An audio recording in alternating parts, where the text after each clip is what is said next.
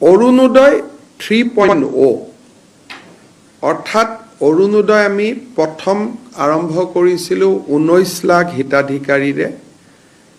অৰুণোদয় 2.0 আমি সামৰি লৈছিলোঁ 27 লাখ হিতাধিকাৰী।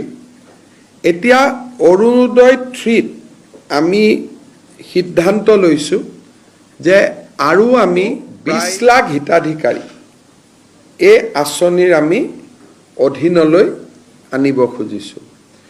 যদি 20 লাখ হিতাধিকাৰীক এই আঁচনিৰ অধীনলৈ আনো, তেতিয়াহ'লে এই আঁচনিৰ অধীনত বেনিফিটেড পৰিয়ালৰ সংখ্যা 47 লাখলৈকে বৃদ্ধি পাব। আমি অৰুণোদয় 2.0 আধাৰ আৰু ৰেচন কাৰ্ডৰ লগত জড়িত নাছিলে। তাৰ কাৰণে মই যোৱাকালি পৰহি যেতিয়া উপায়ুক্তৰ সন্মিলন আৰম্ভ হৈছিল, মই কৈছিলোঁ যে কিছুমান অৰুণোদয় হিতাধিকাৰী অবাঞ্ছিত লোকৰ হাতলৈকেও যোৱাৰ কিছু তথ্য আমাৰ হাতলৈ নিৰ্বাচনৰ সময়ত আহিছিলে। সেইকাৰণে এইবাৰ আমি সিদ্ধান্ত কৰিছোঁ যে অৰুণোদয় আঁচনিটো পাবৰ কাৰণে ৰেচন কাৰ্ড থাকিবই লাগিব, আৰু যদি ৰেচন কাৰ্ড কাৰোবাৰ থাকে তেতিয়াহ'লে তাৰ আধাৰো থাকিব লাগিব। অৰ্থাৎ Arunodoi will be link with Aadhaar and ration card.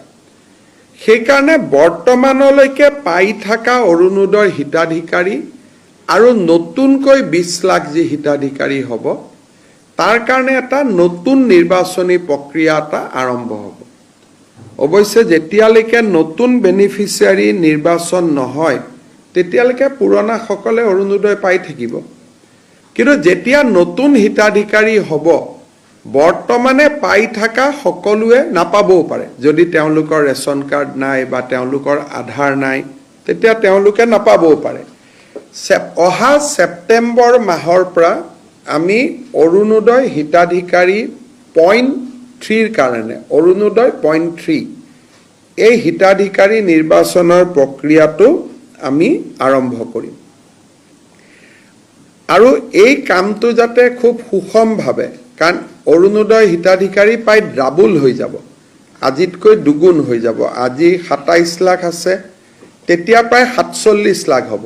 Double নহ'ব, অকণমান ডাবুলতকৈ কম হ'ব। গতিকে এইবাৰ যাতে অৰুণোদয়ত প্ৰত্যেকটো ৰেচন কাৰ্ড থকা পৰিয়াল, প্ৰত্যেকটো হয়তো নহ'ব, 80% হ'ব। ৰেচন কাৰ্ড প্ৰায় 55 লাখৰ আছে, আমাৰ অৰুণোদয় 47 লাখ। কিন্তু যিহেতু অৰুণোদয়ত ক্ৰাইটেৰিয়া আছে, 4খন গাড়ী থাকিলে নাপায়, মন্ত্ৰী MLA পৰিয়ালে নাপায়, পঞ্চায়তৰ পৰিয়ালে নাপায়, সেইকাৰণে আমি ভাবিছোঁ যে 47 lakh will be a sufficient number যোগ্যজনক দিবৰ কাৰণে। আৰু তাৰ গোটেই নিৰ্বাচনৰ প্ৰক্ৰিয়াটো আমি ছেপ্টেম্বৰ মাহৰ পৰা আৰম্ভ কৰিম।